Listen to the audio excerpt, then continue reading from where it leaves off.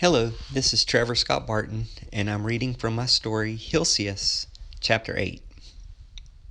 You might be wondering why Hilcias whistles instead of talks. People around him wonder why, too. Listen, he is a genius. Few know this. I do.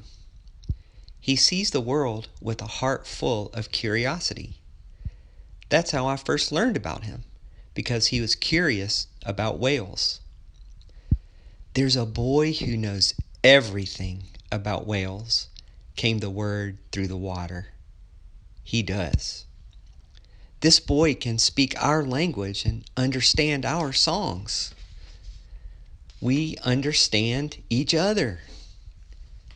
We do. He keeps a sketchbook with him all the time. In it, he sketched a picture of a bowhead whale and wrote beneath it, "A bowhead whale's blubber is over 2 feet thick, so it can live in the Arctic cold. It can create its own breathing hole by breaking through ice that's up to 1 foot thick." He sketched a picture of a blue whale and wrote, "A blue whale's heart is as big as a Volkswagen Beetle, but its ears are as small as the point of a pencil." He sketched a picture of a sperm whale and wrote, "For many years, oil from a sperm whale's head was used to provide light for people. In fact, we measure the strength of light bulbs in lumens, which is the light of one spermaceti candle." He is a whale genius. But it's not his ingenuity that causes me wonder. No, I don't wonder at what he can do. I wonder at what he can't do. He can't talk, or he won't talk. No one knows which. We only know that he's 10 years old and has never spoken a word in his life.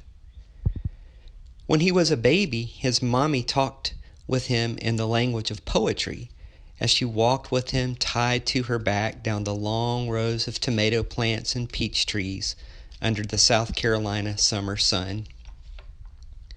She reached down to the ground and took a smooth tomato in her hand, or she reached up to the sky and took a fuzzy peach. She rubbed them against his soft cheek.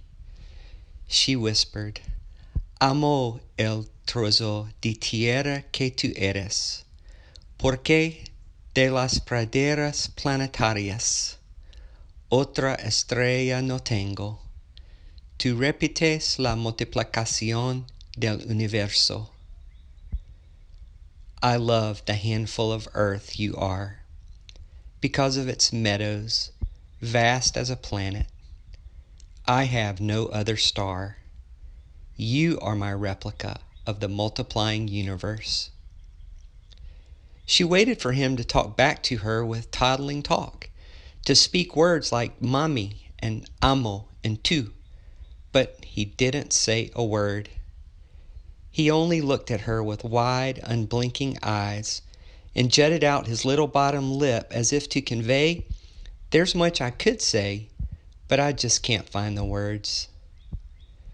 Now people always ask him, "What's your name?" or "How old are you?" or "How are you?" And he answers them with a whistle instead of with words. People ask his abuelo, "What's wrong with him?" And he simply sighs the sigh of someone who has carried heavy loads on his back and in his heart. "Dios sabe," he answers. God knows. I think I know too, so I want to tell you so you might know, and join him, and help him. It's good to know and be known.